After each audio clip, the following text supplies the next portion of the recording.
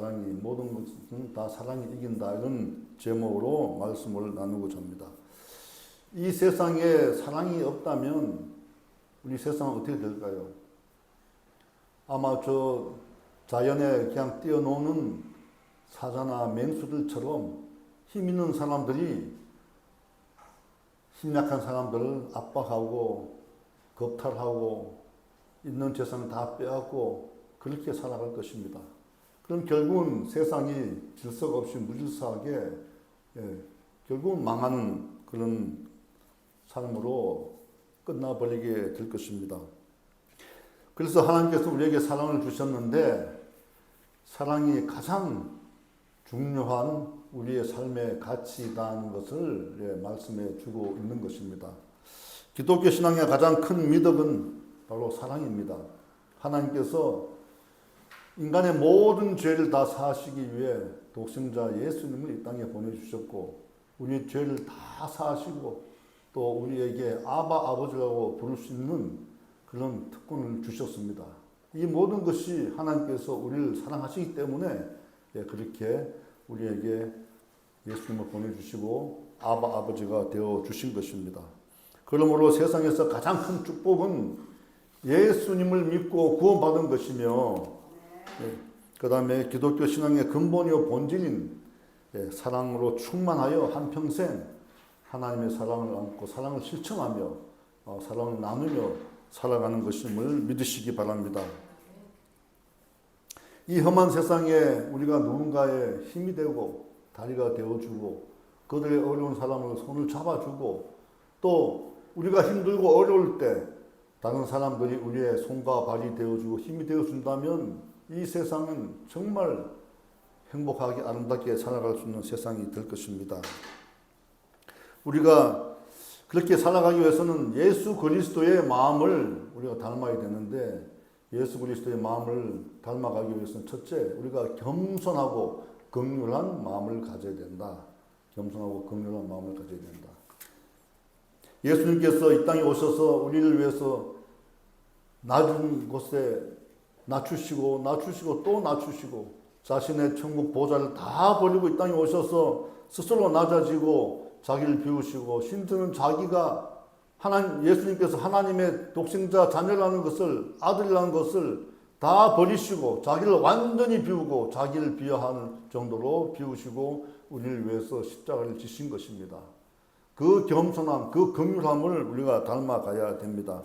사도 바울이 고린도 전서에서 말씀하실 때에 고린도 교회는 교인 중에 사랑의 실천은 없으면서 방언과 그 다음에 진리의 말씀만 하는 사람들이 있었습니다. 처음에 고린도 교회를 세울 때는 고린도 교회가 굉장히 사랑으로 뜨겁고 하나가 되는 교회였습니다. 교회의 머리가 되시는 예수님을 모든 지체가 우리는 그리스도의 몸이니 모든 지체가 서로 연합하여서 사랑을 나누는 그런 교회였는데 어느 날 갑자기 교회에 거짓 선지자들 들어오고 미움과 분노를 심어주고 편을 가르고 하면서 교회가 분열되는 그런 상황에 처하게 된 겁니다. 방언을 하는 사람들은 방언을 하지 못하는 사람들을 비난하고 또 믿음이 약한 사람들에게 믿음이 강한 사람들이 믿음이 적다고 비판하는 이런 일들이 생기면서 교회는 상처를 입게 되고 분열되고 하는 이런 상황이 생겼던 것입니다. 그래서 사도 바울은 방언도 좋고 또 예언의 은사도 좋고 믿음도 좋지만은 모든 것이 다 사랑 안에서 이루어져야 된다. 그래서 사랑이 없는 방언과 사랑이 없는 예언과 사랑이 없는 믿음은 다 아무도 아니라고 그렇게 본문에서 말씀을 하고 있는 것입니다. 사랑이 없는 방언은 소리나는 구리와 울리는 꽹과리가 된다고 말씀을 했습니다. 소리나는 구리는 이방인들이 우상의 제사를 지낼 때에 쓰는 도구였습니다. 구리로 된 막대기를 때립니다. 때리면 땡땡땡 소리 나면서 귀신을 부르는 것이죠. 또 소리 나는 구리의 쟁반을 또 두드리면 굉장히 시끄럽게 사람들에게 울립니다. 근데 사랑이 없이 자기의 목적을 위해서 그냥 구리를 때리고 막대기를 때리고 쟁반을 친다 그러면 옆에 사람에게 굉장한 피해를 줄 것입니다. 믿지 않는 사람들 특히 이 사람들은 귀신한테 제사를 지내고 우상한테 제사를 지내는 것이지만 믿는 사람들, 특히 믿는 사람들나 믿지 않는 사람들은 그 행위를 보게 되면 굉장히 고통스러울 것입니다. 그처럼 교회 안에서도 방언의 은사를 받은 사람들, 예언의 은사를 받은 사람들이 겸손하지 못하고 자기가 받은 그런 은사를 가지고 남을 정죄한다면 이 교회 안에 화평이 없을 것입니다. 가정에서도 마찬가지입니다. 가정에서도 마찬가지고 사회에서도 마찬가지입니다. 자기가 가진 달란트를 가지고 다들 화평하게 평화롭게 사용돼야 되는데 자기 받은 달란트보다 못한 사람들을 징계하고 그들을 비판한다 그러면 세상에 평화가 없게 되는 것이죠. 예언하는 은사를 가진 사람이 예언의 은사를 받았는데 A라는 사람을 보니까 저 사람은 미래가 불투명하고 아주 죄악 가운데 사는 사람이라고 그런다고 그러면 그를 위해서 기도를 해 주셔야 되는데 기도하지 않고 그를 저주합니다. 그렇게 되면 그 사람에게는 삶의 희망이 없을 것입니다. 그리고 상처를 입어서 교회를 떠나가게 될 것입니다. 작은 믿음으로 교회에 나왔는데도 불구하고 교회를 떠나게 되는 그런 일들이 벌어지게 됩니다. 한 마리 잃은 양도 귀하다고 예수님께서 99마리의 양을 놔두고 잃어버린 어린 양을 찾아서 나섰던 그 예수님을 생각한다면 우리는 우리 안에 있는 모든 사람들 다 귀하고 귀한 존재임을 여러분 잊지 마시기 바랍니다. 사랑이 없는 믿음도 마찬가지입니다. 믿음은 있으나 사랑이 없는 행함은 죽은 믿음이나 마찬가지입니다.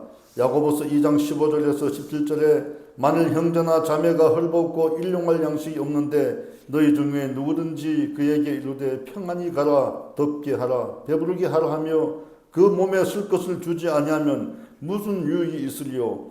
이같이 행함이 없는 믿음은 그 자체가 죽은 것이라. 이렇게 말씀하고 있습니다. 이같이 행함이 없는 믿음은 그 자체가 죽은 것이라. 이렇게 말씀하고 있는 것입니다. 아내가 아프다고 하는데, 남편이 아프다고 하는데, 자식이 아프다고 하는데 병원에 데려갈 생각은 하지 않고 병원에 가봐, 병원에 빨리 가봐 이렇게만 얘기한다 그러면 그것이 아마 사랑이 없는 것입니다. 진정한 사랑은 함께 고통을 아파하고 함께 기쁨을 나누며 함께 행복을 나누고 서로 사랑을 나누는 것입니다. 사랑이 없는 섬김과 구제도 마찬가지입니다. 진정한 사랑이 없는 섬김과 구제는 물과 같이 없어지는 것입니다. 구제한다면서 돈으로 물건을 사서 구제 물품만 전달하고 그냥 온다 그러면 그 사람은 기쁨이 없을 것입니다. 그래도 구제 물품 나눠주면서 기도라도 해주고 그 사람이 갖고 있는 어려운 환경이나 고통스러운 마음의 근심 걱정을 다 들어주면서 위로하고 온다 그러면 그 구제 물품은 그 행위는 굉장히 빛이 날 것이고 하나님께서 영광을 받으실 것입니다. 그러므로 사랑은 방언의 은사보다 더 낫고 예언의 은사보다도 더 훌륭하며 산을 옮길 만한 믿음보다도 더 우월하고 어떤 구제나 섬김보다도 더 낫다고 오늘 본문은 말씀하고 있는 것입니다. 이처럼 사랑이 모든 것을 이기는 가장 큰 능력이 되심을 여러분 믿으시기 바랍니다. 예수님께서 하늘 보좌를 버리시고 자신의 목숨까지 구원의 희생 제물로 내어주신 것은 자기 자신을 철저히 비우신 것입니다. 자기를 한없이 낮추고 또 낮추고 또 낮추고 그리하여 자기를 다 비우고 우리를 위해서 십자가에서 자기 목숨을 내놓으신 것입니다. 이처럼 우리도 자기 비움의 겸손함으로 낮아져서 사랑의 풍성함에 우리가 일도록 해야 할 것입니다. 세상 사람들은 자신이 누구인지 알지 못하고 자기가 어떤 존재인지 알지 못하고 살아가고 있습니다. 어디에서 와서 왜 살며 어딜 가는지 알지 못하고 바람 부는 대로 세상의 풍조대로 살아가고 있는 것입니다. 고대 그리스 철학자 소크라테스는 너 자신을 알라고 이렇게 얘기를 했습니다. 이 말은 지식과 지혜가 부족하고 도덕적으로 흠이 많은 사람들에게 모든 인간에게 스스로 돌아보고 우리 자신을 알라고 하는 말씀입니다. 그런데 소크라테스의 이 말씀을 찾아보니까 이게 원래 소크라테스가 한 말이 아니라고 합니다. 이 말은 고대 그리스 델포이의 아폴로 신전 기둥에 새겨진 글이라고 합니다. 어느 날 소크라테스의 친구가 있었는데 그 친구가 이름이 카이레 폰이라고 합니다. 아폴로 신전에 가서 아폴로 신에게 물어봤다 그럽니다. 아테네에서 가장 지혜로운 사람이 누구입니까? 이렇게 물어봤더니 아니 아폴로 신이 소크라테스다 이렇게 얘기를 했다는 겁니다. 그 자기가 그 아폴로 신으로부터 그런 신탁을 받고 와가지고 소크라테스가 내 친구 소크라테스가 가장 지혜롭다고 한다. 아테네에서 가장 지혜로운 사람이라고 한다고 와서 소크라테스에게 얘기를 했습니다. 근데 소크라테스는 그 말을 듣고 굉장히 당황했다고 합니다. 왜냐하면 자기가 별로 아는 것이 없는데 조금 남보다 더 알아서 남을 가르치고 하는 그런 직업을 가지고 철학자로서 그냥 살아가는데 자기가 가장 지혜롭다고 아폴로 신이 얘기를 했다 그러니 너무 당황스러운 겁니다. 그래서 아닐 거야. 잘못 들었을 거야. 그러면서 아테네에서 지혜롭고 현명하다는 사람들을 다 찾아다니면서 그들과 대화를 합니다.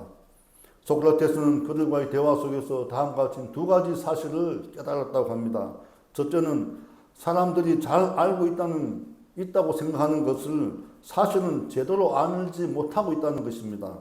그리고 둘째는 그 사람들이 자신이 잘 모르고 있다는 사실 자체도 모르고 있다는 그런 사실을 깨달았다고 합니다.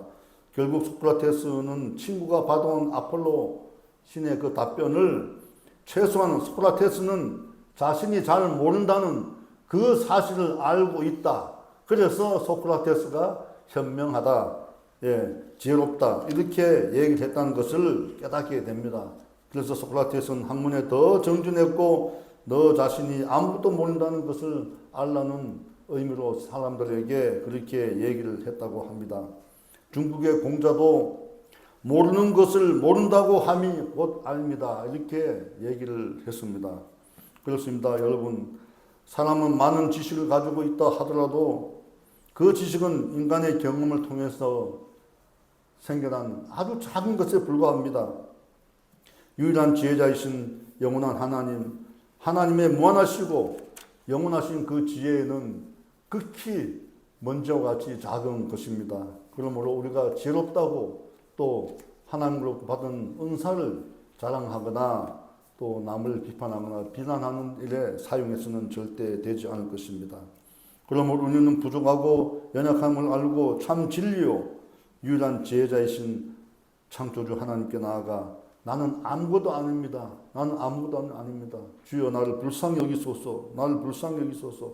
나보다 더 연약하고 나보다 더 약한 사람을 돕고 또 내가 연약할 때 남들이 나를 도와줄 수 있는 그런 사랑을 우리에게 주시옵소서. 그렇게 기도를 해야 될 것입니다. 태어날 때부터 앞을 보지 못하는 바디메오는 평생 소망이 있었습니다. 앞을 보는 겁니다. 눈을 뜨고 세상을 볼 수가 있었으면 한순간이라도 볼 수 있었으면 참으로 좋겠다는 그런 소망을 갖고 열고성 문 앞에서 사람들에게 구걸하면서 살아가는 사람이었습니다. 거지 바디메오죠. 그런데 그가 예수님에 대한 소문을 들었습니다. 예수님께서 죽은 자도 살리시고 귀신을 쫓아내고 병자를 낫게 하고 눈을 뜨게 한다는 문둥병도 고친다는 그런 얘기를 듣고 예수님을 만나야 되겠다는 그런 소원을 갖고 있었습니다. 그런데 어느 날 여리고성에 예수님이 오셨다는 얘기를 듣습니다. 그리고 예수님이 지나갈 때까지 기다렸습니다. 그런데 웅성웅성하면서 예수님과 많은 무리들이 옆으로 지나가는 것을 보게 됩니다.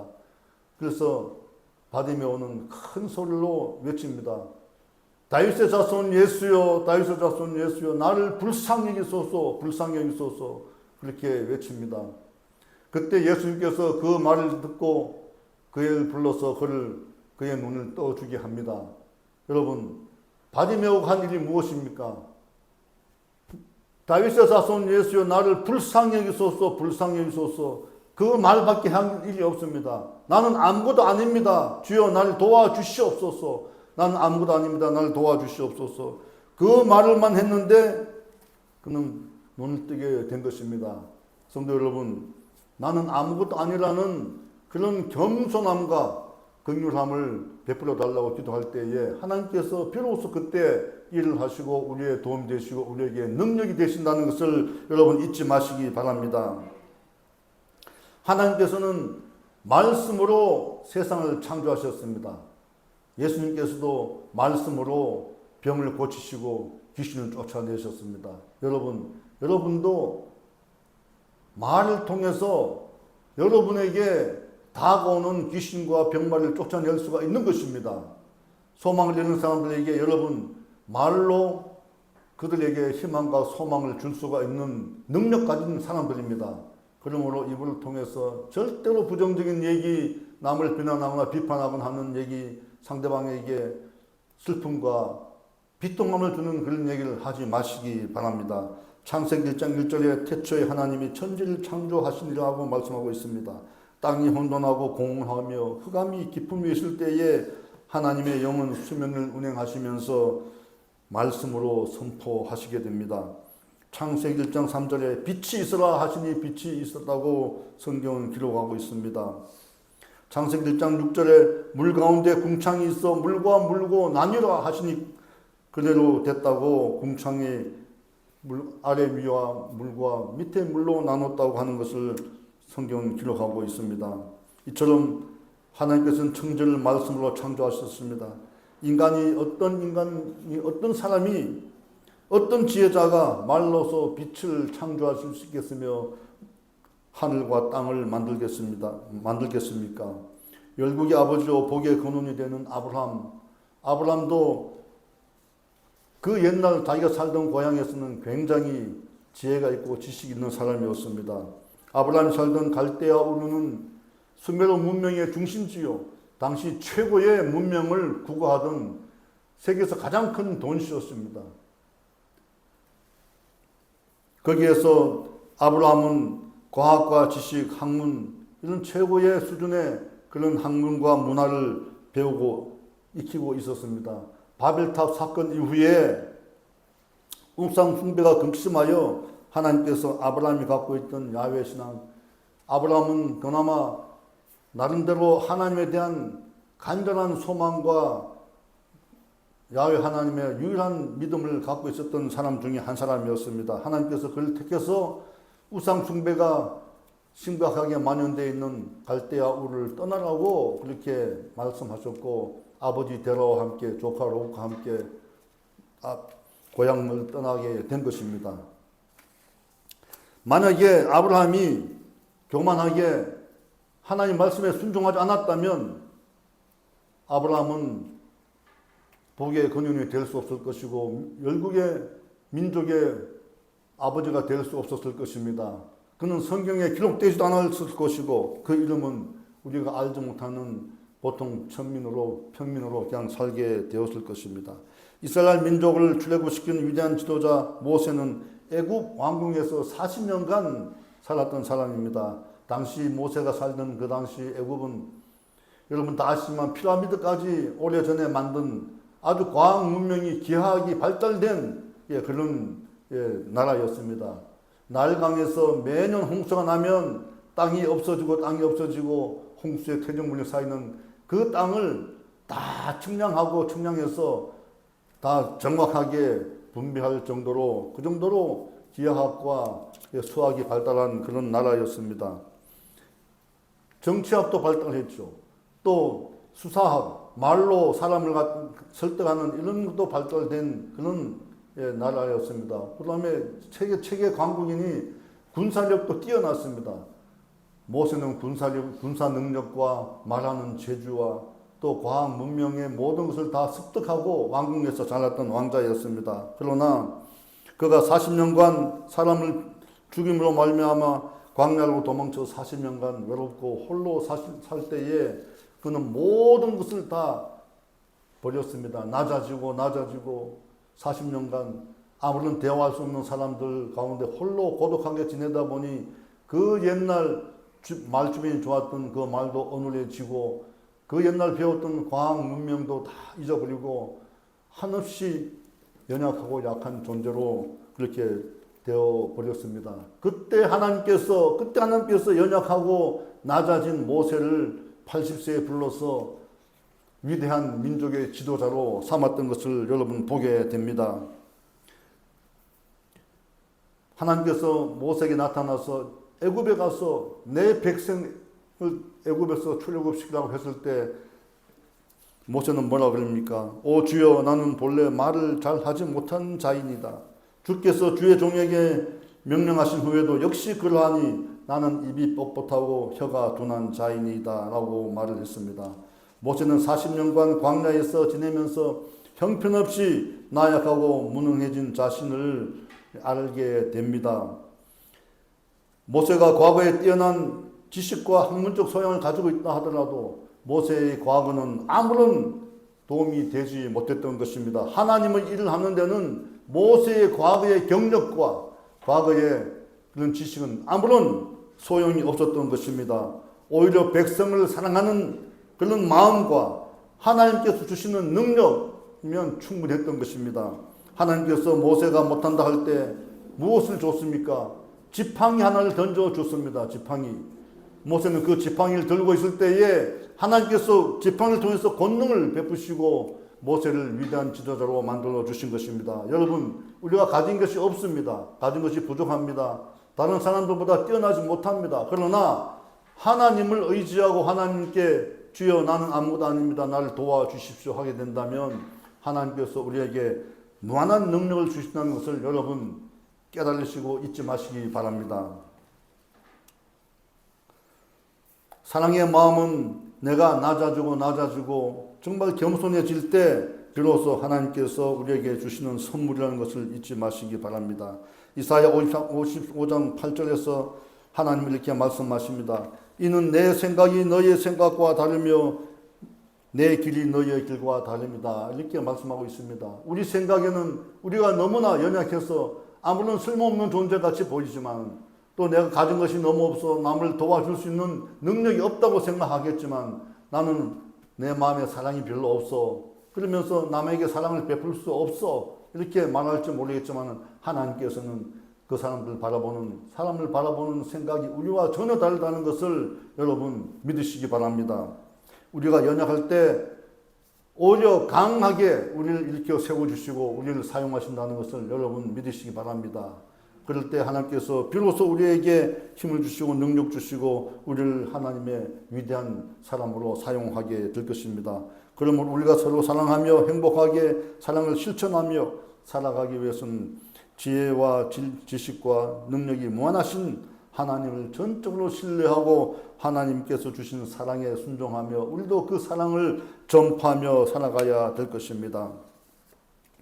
또 사랑하며 살아가기 위해서는 우리가 둘째로 성령으로 인격이 변화되어야 합니다. 성령으로 인격이 변화되어야 합니다.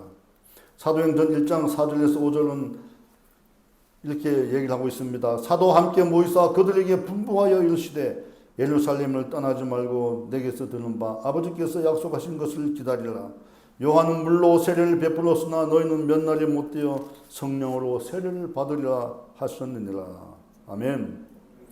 예수님께서 이 땅에 오셔서 우리의 모든 죄를 사하시고 십자가에서 죽으시고 부활하신 이후에 40일 동안 세상 사람들에게 보이고 제자들에게 나타나 보이신 다음에 승천하시기 전에 바로 이 말씀을 하셨습니다. 예루살렘을 떠나지 말고 하나님께서 보내주실 성령을 받으라고 말씀을 합니다. 또 다른 보혜사 성령을 받으라고 말씀하시고 그리고 요한은 세례를 베풀었으나 너희들 몇 날이 못되어 성령으로 세례를 받을 것이라고 말씀하시고 승천하셨습니다. 예수님께서 이 땅에 심어놓으신 하나님의 나라를 더 확장하고 예수님의 복음을 더 전파하고 이 땅의 모든 사람들이 예수 믿고 행복하게 살아갈수록 하기 위해서 예수님께서는 성령을 받아야 된다고 이렇게 말씀을 하고 있는 것입니다. 서로 사랑하고 사랑을 나누고 실천하기 위해서는 우리가 성령을 받아야 합니다. 성도 여러분, 하나님의 일은 바로 성령을 받는 것입니다. 성령을 받아야지 하나님 나라의 일을 할 수가 있습니다. 권능과 능력을 받을 수가 있습니다. 사도행전 1장 8절에 오직 성령이 너희에게 임하시면 너희가 권능을 받고 예루살렘과 온 유대와 사마리아와 땅끝까지 이르러 내 증인이 되리라 하시니 이렇게 말씀하십니다. 땅끝까지 이르러 예수님의 증인이 되는 것이 그것이 바로 하나님의 일을 하는 것입니다. 여러분 우리가 교회 나와서 예수를 믿고 구원받고 우리가 스스로 행복하게 산다고 하지만은 저 세상에는 믿지 않는 영혼들 타락해서 죽어가는 영혼들이 많다는 것을 아셔야 합니다. 그들에게 우리가 받은 사랑의 은혜의 해를 우리가 전파를 해야 됩니다. 그것이 바로 전도요 선교인 것입니다. 사람이 죽어가는데 옆에서 사람이 죽어가는데 못 본 척하고 지나갔다 그러면 그 사람이 과연 선한 사마리아인이 되겠습니까? 성도 여러분, 우리는 하나님의 일을 위해서 반드시 성령을 받아야 됩니다. 예수님으로부터 성령을 기다리라는 명을 받은 베드로와 야고보와 요한과 안드레, 바돌로메, 도마, 그리고 예수님의 모친 마리아와 120문도는 마가의 다락방에서 성령을 받기 위해서 기도를 했습니다. 하루 종일 기도하고 금식하고 기도했습니다. 10일째 되는 날 오순절날에 하늘문이 활짝 열리면서 하늘에서 성령이 임했던 것을 보게 됩니다. 예수님께서도 하나님 일을 하시기 전에 공생애를 시작하시기 전에 성령을 받았던 것을 마태복음은 말씀하고 있습니다. 마태복음 3장 16절에 예수께서 세례를 받으시고 곧 물에서 올라오실 때 하늘이 열리고 하나님의 성령이 비둘기같이 내려 자기 위에 임하심을 보시더니. 아멘. 성령은 이처럼 하나님의 일을 하시는 사람들이 반드시 받아야 하는 하나님의 선물인 것입니다. 성령을 받으면 은사와 권능이 나타납니다. 제자 등 120문도는 모든 성령을 바꾸는 방언을 하게 되었습니다. 베드로와 요한이 예루살렘 성으로 올라가다가 안전병을 일으키시고 말씀을 전할 때에 3,000명이 회개하고 돌아오는 그런 놀라운 기적이 일어났습니다. 이것도 베드로와 야고보와 제자들이 모두 다 성령을 받고 권능을 받았기 때문에 가능한 일이었습니다. 교회를 열심히 다녔지만 성령을 받지 못하고 능력 없이 사는 성도님들도 있습니다. 작은 일에 분노하고 시험 들고 미워하고 다투고 살아갑니다. 세상 사람들은 성령이 없기 때문에 작은 일에도 분노하고 다투고 싸우고 하는 것이죠. 얼마나 남을 비난하고 비판합니까? 내하고 뜻이 맞지 않으면 그 사람을 죽이도록 미워합니다. 그래서 세상이 갈라지고 이 좁은 나라에서도 엄청나게 갈라져서 서로 미워하고 있지 않습니까? 성령의 권능과 은사는 중요하지만 가장 중요한 것은 열매를 맺는 것입니다. 성령을 받으면 능력과 권능이 생기지만 또 성령을 받으면 우리가 성령의 열매를 맺어야 하는 것입니다. 성령의 열매는 어떤 것이 있습니까? 갈라디아서 5장 22절에서 26절에 오직 성령의 열매는 사랑과 희락과 화평과 오래 참음과 자비와 양성과 충성과 온유와 절제니 이 같은 것을 금할 법이 없느니라. 그리스도 예수의 사람들은 육체와 함께 그 정욕과 탐심을 십자가에 못 박았느니라. 만일 우리가 성령으로 살면 또한 성령을 행할지니 헛된 영광을 구하여 서로 노엽게 하거나 서로 투기하지 말지어다. 아멘. 성도 여러분, 성령을 받으면 우리가 성령을 행한다고 말씀하셨습니다. 성령을 받으면 헛된 영광과 또 서로 노엽게 하거나 서로 투기하지 않게 된다는 것입니다. 그런데 오늘 성령의 열매 가운데 가장 앞세운 것이 바로 사랑입니다. 사랑이 그만큼 중요하다는 것입니다. 사랑이 모든 것을 이기는 원천이 됩니다. 여러분, 사랑하시기 바랍니다. 사랑의 마음을 품으시기 바랍니다. 성령의 인격적 변화가 없다면 오히려 성령을 받지 않는 것보다 더 못할 것입니다. 여러분, 성령 받고 우리가 성령의 열매, 9가지 열매를 우리가 갈구하면서 늘 성령 받을 때에 그 9가지 열매를 우리가 얻을 수 있도록, 수확할 수 있도록 기도하고 또 기도하고 기도해야 될 것입니다. 셋째, 예수님의 마음을 품어야 합니다. 우리가 사랑하고 살아가려면 예수님의 마음이 우리 안에 있어야 됩니다. 빌립보서 2장 5절에 너희 안에 이 마음을 품으라 곧 그리스도 예수의 마음이니. 할렐루야. 예수님의 마음은 무엇입니까? 자기의 생명까지도 내어줌으로써 인류를 구원하신 그 겸손함, 자기 비움의 마음입니다. 예수님은 본래 하나님의 본체셨으나 자기를 비워 종의 형체를 띠고 이 땅에 오셨습니다. 하늘 보좌를 버리시고 낮고 낮은 천한 곳에 인류의 구원자로 오셨던 것입니다.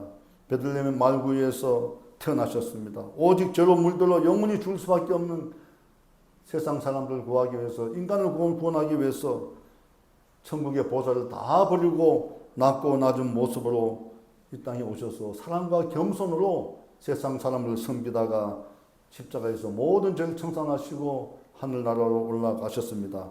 빌립보서 2장 6절에서 8절에 그는 근본 하나님의 본체시나 하나님과 동등됨을 취할 것으로 여기지 아니하시고 오히려 자기를 비워 종의 형체를 가지사 사람들과 같이 되셨고 사람의 모양으로 나타나사 자기를 낮추시고 죽기까지 복종하셨으니 곧 십자가에 죽으심이라. 아멘. 우리 다시 빌립보서 2장 6절에서 8절 다 같이 봉독하겠습니다. 그는 근본 하나님의 본체시나 하나님과 동등됨을 취할 것으로 여기지 아니하시고 오히려 자기를 비워 종의 형체를 가지사 사람들과 같이 되셨고 사람의 모양으로 나타나사 자기를 낮추시고 죽기까지 복종하셨으니 곧 십자가에 죽으심이라. 아멘.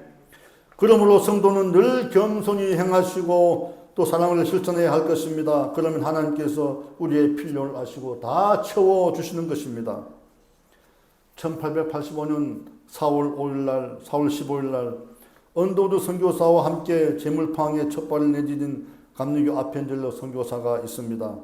그는 정동제일교회와 배제학당을 세우시고 인천 내리교회를 설립하시고 또 감리교 복음을 전파했던, 복음은 똑같은 것이지만 감리교 교리를 전파했던 초기 감리교 선교사입니다.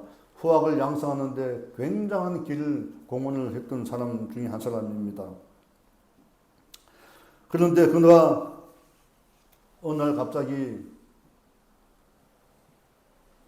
성경 번역에 참여했다가 게일 선교사와 언더우드와 함께 성경 번역에 참석했다가 그가 성경을 번역하기 위해서 모임 있는 목포로 향하게 됩니다. 목포로 향하게 되는데 마침 이화학당의 학생 2명이 같이 성경 번역을 하기 위해서 봉사활동을 하기 위해서 그 배를 같이 탔습니다. 일본의 배를 탔는데 가다가 서산 앞바다에서 배가 침몰하는 바람에 어떻게 침몰했냐면 같은 회사 선박이 오다가 또 내려가고 같은 선박 일본 회사 선박 회사의 배는 인천항으로 향하다가 두 배가 충돌하여서 그래서 침몰을 하게 됩니다.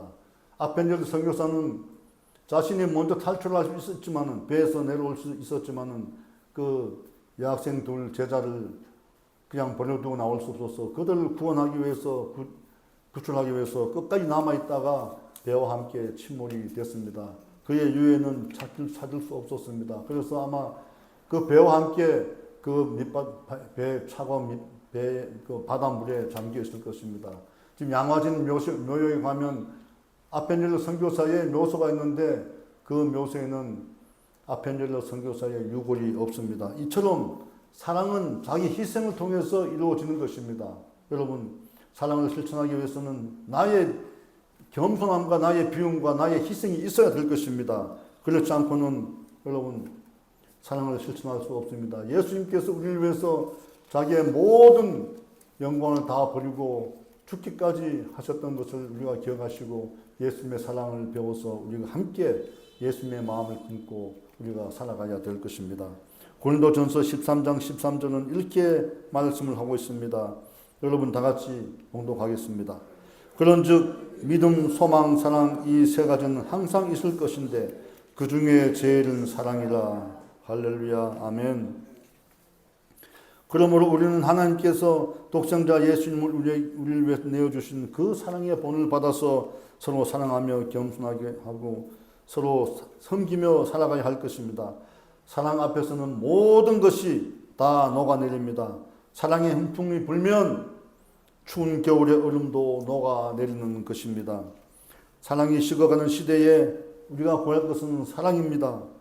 하나님께서 우리를 사랑하셔서 독생자 예수님을 내어주신 것처럼 우리도 하나님을 사랑하고 이웃을 내 몸같이 사랑하라는 하나님의 말씀에, 예수님의 말씀에 순종하여 그렇게 살아가야 할 것입니다.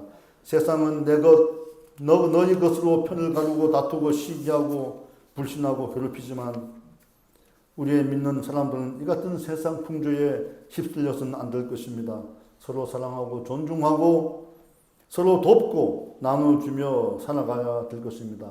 초대교회가 그렇게 부흥 발전했던 것은 서로 사랑하여서 물건을 나누고 통용했던 것을 보게 됩니다. 서로 사랑하고 존중하고 용서하고 돕고 나눠주며 살아갈 때에 하나님께서 우리에게 더 많은 것을 주신다는 것을 잊지 마시기 바랍니다. 하나님 중심, 예수 중심의 생각과 마음으로 살아가면 인생의 모든 근심, 걱정, 두려움이 다 사라지고 마귀에 들끓는 그런 역사 우리에게서 사라질 것입니다. 여러분, 어떤 것도 우리를 하나님의 사랑에서 끊을 수가 없는 것입니다. 어떤 것도 우리를 하나님의 사랑에서 끊을 수 없을 것입니다. 우리의 믿음이 있고 우리가 서로 사랑을 나눈다면 그 마귀의 어떤 괴계도 우리를 하나님의 사랑으로부터 끊을 수 없을 것입니다. 로마서 8장 5절 35절 이렇게 말합니다. 누가 우리를 그리스도의 사랑에서 끊으려 환난이나 공고나 박해나 기근이냐 적진이나 위험이냐 칼이라. 8장 38절에서 39절은 내가 확신하노니 사망이나 생명이나 천사들이나 권세자들이나 현재 일이나 장래 일이나 능력이나 높음이나 깊음이나 다른 어떤 피조물이라도 우리 주 예수 그리스도 안에 있는 하나님의 사랑 안에는 끊을 수 없으리라. 아멘.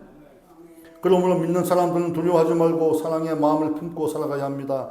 예수님의 마음을 품고 사랑을 실천하며 살아가야 할 것입니다.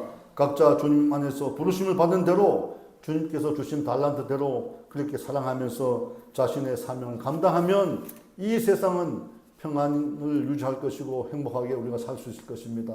교회 안에서, 가정 안에서, 사회 안에서 우리가 그렇게 살아가시기를 바랍니다. 그러면 우리가 다 행복한 사람으로 또 우리가 정말 기쁜 마음으로 하나님의 아들, 딸들로 살아가게 될 것입니다. 전도자는 전도자로, 가르치는 자는 부르심을 받은 그 가르치는 대로 찬양으로 영광 돌리는 사람은 찬양을 부르시면서 그리고 주님께서 주시는 그 달란트대로 주님께 영광을 올리면 되는 것입니다. 내가 욕심을 부릴 이유도 없습니다. 탐심을 가질 필요도 없습니다. 남을 정죄할 이유도 없습니다. 그 사람도 다 하나님께서 주신 달란트가 있고 나름대로의 지혜와 지식이 있는 것을 우리가 알게 됩니다. 우리 다 함께 고린도전서 13장 4절에서 7절 말씀과 13장 13절 말씀을 봉독하도록 하겠습니다. 사랑은 오래 참고 사랑은 온유하며 사랑은 시기하지 아니하며 자랑하지 아니하며 교만하지 아니하며 무례히 행치 아니하며 자기의 유익을 구하지 아니하며 성내지 아니하며 악한 것을 생각하지 아니하며 불의를 기뻐하지 아니하며 진리와 함께 기뻐하고 모든 것을 참으며 모든 것을 믿으며 모든 것을 바라며 모든 것을 견디느니라. 아멘. 그러므로 믿음, 소망, 사랑 이 세 가지는 항상 있을 것인데 그 중에 제일은 사랑이라. 아멘. 여러분, 믿음, 소망, 사랑 우리가 가져야 될, 크리스천들 가져야 될 정말 덕목 중에 가장 중요한 덕목입니다. 그러나 이 가운데 가장 중요한 것은 사랑이라고 말씀하셨습니다. 여러분, 사랑의 마음을 가지고 평생 살아가면서 행복하게 살아가시기를 예수님 이름으로 축원합니다. 축원합니다. 축원합니다.